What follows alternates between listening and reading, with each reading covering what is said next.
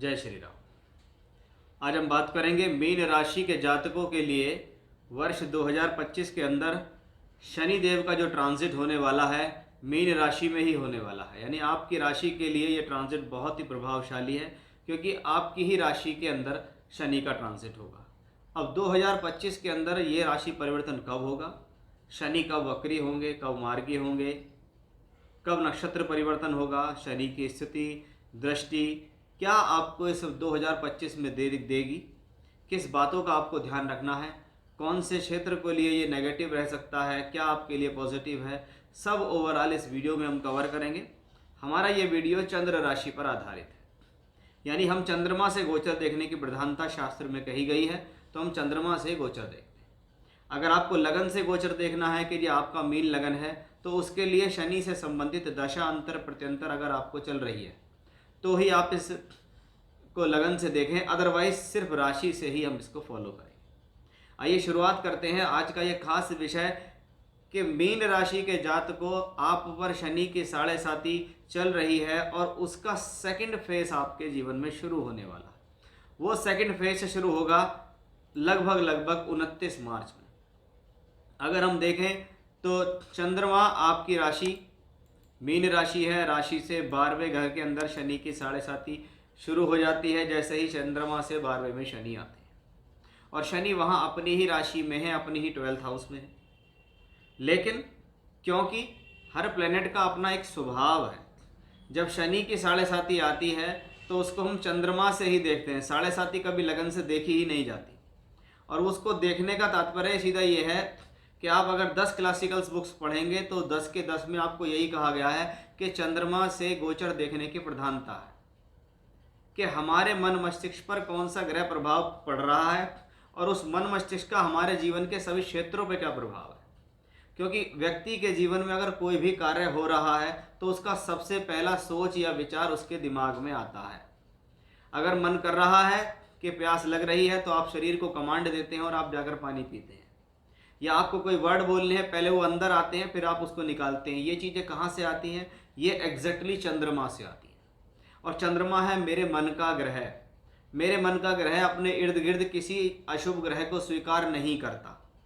वो जैसे ही उसके इर्द गिर्द आना शुरू हो जाता है वहीं से उसके जीवन में टेंशन तनाव शुरू हो जाता है कि चंद्रमा से 12वां शनि है और वो प्रोफेशनल लाइफ को शो करता है। तो एक बात पक्की है कि भाई जिसकी राशि मीन है, जिसको 7.5 का पहला चरण शुरू हुआ, उसकी प्रोफेशनल लाइफ में स्ट्रगल बढ़ गया, क्योंकि चंद्रमा से 12वां शनि गया है। यहाँ शास्त्र ये नहीं कहता कि वो स्वराशि का है, उच्च का है या नीच का है, नहीं।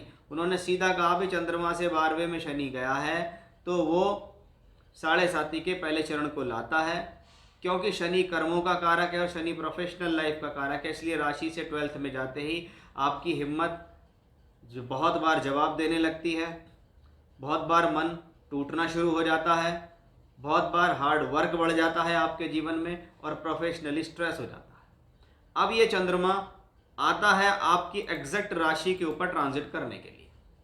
ये चीज़ समझने की बहुत ज़्यादा ज़रूरी है, क्योंकि हम अगर ट्रांजिट को समझते हैं, हम प्लेनेट को अगर समझते हैं तो कहीं ना कहीं उसका प्रभाव हम पे कम होता है। और पहले ही शोर मचाना शुरू कर दिया कि हाय भगवान, मुझे तो 7.5 मिल गई, शनि ने मेरे साथ ऐसे कर दिया, ये तो किसी के साथ अच्छा करते ही नहीं है। तो भैया ये कमेंट मैं बहुत पढ़ता हूँ और मुझे बहुत बार हंसी भी आती है कि भाई ये कमेंट करके एक्चुअली व्यक्ति अपनी फ्रस्ट्रेशन को यहाँ कमेंट के थ्रू निकाल रहा है। ना वो लोग किसी एस्ट्रोलॉजर के पास जाते, ना वो किसी को अपनी कुंडली दिखाते कि चलो भी साल में 2 बार हम जाके कुंडली दिखा लें कि हमारे ग्रह गोचर क्या कह रहे हैं। उनको सब कुछ मसाला यूट्यूब पर ही चाहिए, और यूट्यूब पर नहीं मिलता है तो फिर उसमें सलाह भी देते हैं वो लोग हमको, फिर उस पर कमेंट भी करते हैं खराब खराब। जबकि मैं हमेशा से कहता हूँ कि भाई मैं चंद्रमा से गोचर देख रहा हूँ, मैं आपकी पूरी कुंडली का फलित नहीं कर रहा। इसलिए मैं स्पेशल प्लैनेट्स को पकड़ के ट्रांजिट की वीडियो बनाता हूँ, जैसे शनि है, राहु केतु है, जुपिटर है, क्योंकि इनके लॉन्ग टर्म के ट्रांजिट होते हैं। अब आपकी राशि मीन है, थोड़ी देर के लिए आप भूल जाओ कि आपके ऊपर कोई शनि है या राहु का ट्रांजिट चल रहा है। चंद्रमा आपकी मीन राशि का मालिक है, तो आप अपने स्वभाव को समझो कि आपका चंद्रमा यहाँ जल तत्व की मीन राशि में है। और जब मन जल तत्व में विलीन हो जाए तो सीधी सीधी बात है आपके स्वभाव में गहराई है, सोच है, डिस्टरबेंस है, आप कहीं ना कहीं बहुत ज़्यादा इमोशनल तरीके के व्यक्ति हैं। मीन मतलब मछली, और मछली रहती है पानी में और पानी में मछली चलती रहती है, तो ऐसे लोगों के स्वभाव में भी चलायवानता अच्छी खासी देखी गई है। अब आपको सारी चीज़ों को ठीक करने के लिए क्या करना है? अपने मन को स्ट्रांग करना है। अब आप अपने मन को स्ट्रांग करेंगे तो चाहे 7.5 आ रही है, चाहे शनि का ट्रांजिट आए या राहु का ट्रांजिट आए, उस प्लेनेट का तो अपना स्वभाव है। जैसे शनि का स्वभाव क्या है? शनि को अशुभ ग्रह की श्रेणी में रखा गया है। इसका चंद्रमा से दुश्मनी है, इसकी आपकी राशि से दुश्मनी है। चंद्रमा है वाइट कलर, शनि है ब्लैक कलर। वाइट और ब्लैक का कोई मैच नहीं। यहाँ पर शनि भारी ग्रह है, बड़ा ग्रह है, चंद्रमा की तुलना में बड़ा ग्रह है, तो ये उसके ऊपर हावी करने की कोशिश करेगा। और जैसे ही चंद्रमा से के ऊपर एग्जैक्टली शनि का ट्रांजिट होना शुरू हो गया, तो हम सबसे पहला प्रभाव कहाँ देखेंगे? आने वाले समय में आपकी मानसिकता को ज़्यादा परेशान करने की कोशिश करेगा ये प्लेनेट, क्योंकि यहाँ पर जून के महीने तक राहु का ट्रांजिट भी है। तो हम क्या कहेंगे? चंद्रमा पे ऑलरेडी राहु चल रहा है, चंद्रमा के ऊपर एक और प्लेनेट आ गया, वो भी स्वभाव में अशुभ है, उसका नाम शनि है। यानी हम कह सकते हैं कि 2025 में खास तौर पर मार्च के महीने के बाद आपका स्ट्रेस बढ़ेगा, चाहे आप इसको स्वीकार करें या चाहे ना करें, चाहे आप इसके लिए कितनी गाली निकालें, चाहे बिना वजह के कमेंट लिखें, लेकिन ये बात तो स्वीकार्य है कि भाई जब जब चंद्रमा के ऊपर मेलेफिक्स प्लैनेट्स का ट्रांजिट होता है, ये ट्रांजिट आपको मेंटली रूप से टॉर्चर करने के लिए आ रहा है। क्योंकि चंद्रमा की 7.5 जब दूसरे चरण पर आती है तो उसको हम क्या कहते हैं? एक घर पीछे या एक घर आगे, लेकिन बीच में कौन है? आप स्वयं हैं। आपका चंद्रमा है, आपका मन है, मस्तिष्क है, उस पर ट्रांजिट राहु का चल रहा है, उस पर ट्रांजिट शनि का भी आ जाएगा, और पूरे 2025 में शनि का ट्रांजिट चंद्र में होगा। इसलिए भैया मीन राशि के जातकों, आज से ही अपनी मानसिक स्थितियों को मजबूत कर लो, अपने आप को पॉजिटिव कर लो, मेडिटेशन कर लो, योगा कर लो, प्राणायाम कर लो, मेंटली और फिजिकली जितने भी तरीके से स्ट्रांग बना सकते हो आप अपने आप को, वो सब बनाने की पूरी प्रयास शुरू कर दो। क्योंकि जब ये प्लैनेट स्ट्रेस देने शुरू करेगा तो ये स्ट्रेस आपको देगा, और उस स्ट्रेस को या तो झेल लीजिए या उससे डरिए, शोर मचाइए, लेकिन एग्जैक्टली उस प्लैनेट को अपना काम करना है। यहाँ सीधी सी बात है, अगर हमको ठंड लगती है तो हम ठंड को भगा नहीं सकते। हम अधिक कपड़े पहनकर या कुछ अच्छा या खा पी के अपनी बॉडी की इम्यून सिस्टम को स्ट्रॉन्ग करते हैं, जिससे हम उससे लड़ सकें। आप यहाँ सोचते हैं कि चंद्रमा के ऊपर शनि आ गया, इसको कैसे भगाएं? तो भाई वो तो 2.5 साल के लिए आ गया, और वो 2.5 साल के लिए आ गया है तो आप समझ जाइए कि ये प्लेनेट आपको चैलेंज देने आ रहा है। उस चैलेंज को आपको स्वीकार करनी है। ये सिर्फ आप अकेले इंसान नहीं है जिस पे 7.5 चल रही है। इससे पहले वृश्चिक राशि ने, फिर धनु राशि ने, फिर मकर ने 7.5 को बहुत लंबे तरीके से भुगता है। कुंभ पर आज भी 7.5 चल रही है, और अब मीन पे 7.5 चल रही है, और मेष पे शुरू हो जाएगी। इसलिए ये क्रम है, ये सभी के साथ जीवन में आता है, लेकिन उसको समझेंगे तो सीधी बात है, चंद्रमा के ऊपर शनि आपकी लाइफ को हार्ड करेगा। ये प्लेनेट सबसे पहले कोशिश करेगा कि मैं इसको मानसिक रूप से तोड़ना शुरू कर दूं। अगर वो मानसिक रूप से तोड़ने में सफल होगा तो समझ लीजिए उसका काम हो गया, और आप मानसिक रूप से नहीं तोड़ पाया तो समझ लीजिए आपने अपनी ऑरा को मजबूत कर लिया। और जब चंद्रमा पीड़ित हो तो हम सर कहते हैं भी चंद्रमा के लिए सबसे बेहतर उपाय भगवान शिव का उपाय, मेडिटेशन, योगा, प्राणायाम, एक्सरसाइज करना, पॉजिटिव रखना, या भगवान शिव से संबंधित स्तोत्र पाठ, मृत्युंजय मंत्र आदि जप करने भी बहुत शुभ माने जाते हैं। ऐसी स्थिति में पीड़ित हो रहा है चंद्र, पीड़ित कर रहा है शनि, तो क्या करेंगे? शनि के दानों से लाभ मिलता है, शिव जी की पूजा से लाभ मिलता है, रुद्राभिषेक से लाभ मिलता है, इन सब से लाभ मिलता है। यानी सबसे ज़्यादा बड़ा प्रभाव, मैं इस चीज़ को क्यों बता रहा हूँ, आपका मन मस्तिष्क है। अगर आपका मन ही अशांत है ना, क्योंकि ये कॉम्बिनेशन इरिटेशन देगा, चिड़चिड़ाहट देगा, चिंता देगा, आप उसको स्वीकार कर रहे हो तो ये आपके ऊपर और हावी है, और आप कह रहे हो कि कोई बात नहीं, आने दीजिए, मैं इसके लिए तैयार बैठा हुआ हूँ, देखते हैं कैसा करता है। जब तक मेरे साथ महादेव हैं, मेरे साथ हनुमान जी का आशीर्वाद है, मैं अपने आप को पॉजिटिव रख रहा हूँ, तो ये मुझे कुछ नहीं कर सकता। शनि कर्म कारक होकर चंद्रमा के ऊपर हैं, वर्क प्रेशर को बढ़ाने के लिए आए हैं, ये वर्क प्रेशर बढ़ेगा। या दूसरी तरफ कहिए चंद्रमा के एग्जैक्ट ऊपर शनि है तो ये कर्म कराने भी आया है, लेकिन इस दौरान जो भी कर्म होगा वो स्ट्रेसफुल कंडीशंस में होगा। जो भी कर्म होगा वो किसी न किसी प्रकार से आपके ऊपर प्रेशर बनाने के तौर पे होगा। अब आप देखिए कि शनि का जो ये ट्रांजिट है, 11th लॉर्ड होके भी शनि यहाँ है, यानी आपके द्वारा किया गया कर्म लाभ में परिवर्तित होगा। आपको स्ट्रेस के साथ वर्क करना पड़ेगा और हिम्मत नहीं हारनी होगी, तभी ये प्लेनेट आपको शुभ फल देगा।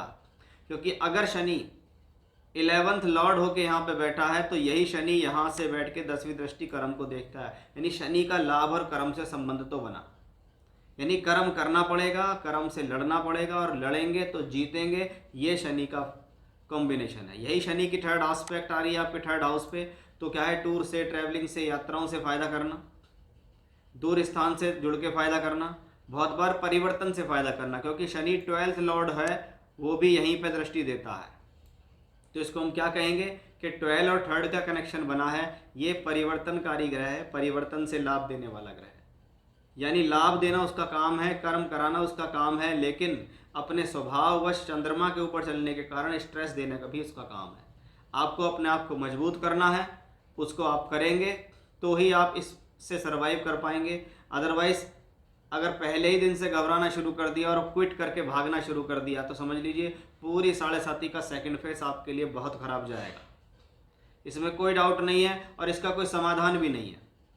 या तो उस चीज़ को एक्सेप्ट करके उस पर मेहनत करके काम करो, या सिर्फ रोते रहो 2.5 साल तक, कुछ नहीं होना। शनि की दृष्टि भी आप देखिए तो 7th हाउस पे अधिकतर कहा जाता है 7वें घर पे शनि की दृष्टि लगातार हो तो विवाह और वैवाहिक संबंधों को बनाने वाली होती है। यानी जिन लोगों की शादी हो चुकी है उनके वैवाहिक संबंधों में तनाव आ सकता है, लेकिन जिनकी शादी नहीं हुई है उनके लिए रिश्ते लाने का भी कॉम्बिनेशन बनता है। अब ये चैलेंज आपके लिए और बढ़ता है। क्यों बढ़ता है? क्योंकि ये चैलेंज आपके लिए इसलिए बढ़ता है क्योंकि शनि वक्री होंगे। अब ये शनि लगभग देखा जाए तो 13 जुलाई से 28 नवंबर तक वक्री रहने का काम है इनका।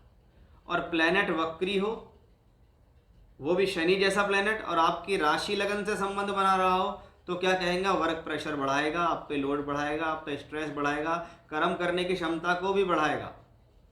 ये भी है क्योंकि उसका काम शनि है, शनि कर्म का कारक है। अगर वो वक्री हो रहा है तो वो स्ट्रांग हो रहा है क्योंकि वो सूर्य से दूर होकर वक्री हुआ है। लेकिन वक्री प्लेनेट का चंद्रमा से संबंध बने क्योंकि 7.5 भी चल रही है, इसलिए इसको हम चैलेंज को बढ़ाने वाला प्लेनेट कहेंगे, कम करने वाला प्लेनेट नहीं कहेंगे। इसलिए वक्री होने के दौरान आपको और ज़्यादा अपनी पूजा पाठ बढ़ानी है, क्योंकि इसमें 2 ही चीज़ काम करेंगी, आपके कर्म और आपके पूजा पाठ। आपके दान और आपका पूजा पाठ और आपका कर्म, इन सब पे लगातार फोकस करना ही पड़ेगा। अब यदि शनि के ट्रांजिट को अगर हम देखें तो 28 अप्रैल से 3 अक्टूबर अच्छी बात यह होती है कि शनि वक्री होते हुए अपने ही नक्षत्र में ट्रांजिट कर जाएंगे। अपने ही भाव में बैठा हुआ ग्रह है, अपने भाव को देख रहा ग्रह है, या अपने नक्षत्र में ट्रांजिट करता हुआ ग्रह उस ग्रह के कारकत्व में वृद्धि करता है। और ग्रह का कारकत्व क्या है? शनि है। शनि किस चीज़ का कारक है? नौकरी या व्यापार का कारक है। तो इसका मतलब हमारे कर्मों के अंदर पॉजिटिविटी देने वाला प्लेनेट कौन है? वो शनि है। वो प्लेनेट मेहनत भी कराएगा, वो प्लेनेट स्ट्रेस भी देगा, लाइफ के अंदर स्ट्रगल भी देगा। तो लाभ और कर्म को बढ़ाने वाला ग्रह भी कौन होगा? शनि ही होगा। अब यही शनि का नक्षत्र परिवर्तन एक और होता है, वो बाद में बृहस्पति के पूर्वी भाद्रपद नक्षत्र में पहुंचते हैं, क्योंकि वक्री चल रहे हैं इसलिए पीछे की तरफ आते हैं। और 3 अक्टूबर से लेकर लगभग दिसंबर तक हम कहें तो वो पूर्वी भाद्रपद नक्षत्र में ट्रांजिट करते हैं। और पूर्वी भाद्रपद नक्षत्र किसका नक्षत्र है? बृहस्पति का। यहाँ आपके लिए सकारात्मक स्थिति है क्योंकि बृहस्पति आपकी राशि के मालिक हैं, बृहस्पति आपके कर्म के मालिक हैं, और यही बृहस्पति का ट्रांजिट इस दौरान यहाँ चल रहा होगा। यानी एक रिलीफ मिलना भी हम इसको कह सकते हैं कि शनि जिसकी राशि में बैठे हैं वो लॉर्ड भी बृहस्पति है। और आप देखिएगा कि शनि की ये पोजीशन, अगर शनि 10th हाउस को देखते हैं तो बृहस्पति भी 10th को देखते हैं। ये सपोर्टिव नेचर है। यहाँ पर बृहस्पति लगभग मई के अंत में आ जाएंगे, और जब तक आएंगे आपके 10th हाउस को देखेंगे, इसलिए शनि और गुरु का दोहरा गोचर 10th हाउस पे आना शुरू होगा। हाँ, शुरुआत वहीं से होगी कि वो प्लेनेट वक्री भी है, वो 7.5 भी दे रहा है, वो चंद्र को भी पीड़ित कर रहा है, इसलिए उसको अपने कर्मों से और पूजा पाठ से आपको सेट रखना पड़ेगा।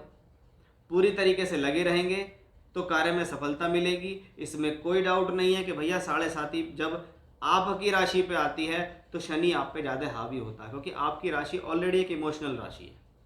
इसलिए जल तत्व राशियों के लिए शनि का ट्रांजिट ज़्यादा बढ़िया नहीं होता। जैसे जल तत्व राशि है 4, 8 और 12।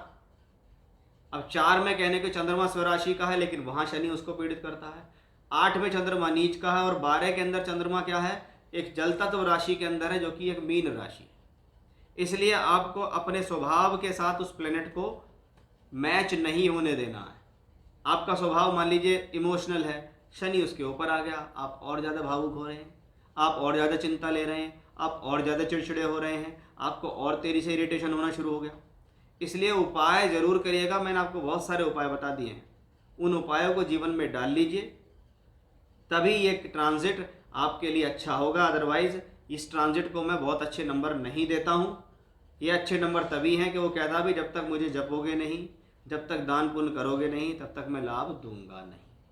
तो ये था मेरा आज का विषय कि भाई मीन राशि के जातकों, आपके जीवन में शनि के 7.5 का दूसरा चरण है। 2025 में शनि आपको क्या देंगे, क्या लाभ है, सावधानी है, किन बातों का ध्यान रखना है, क्या पूजा पाठ करनी है, क्या दान करना है, सब मैंने आपको इस वीडियो में बताया। जय श्री राम।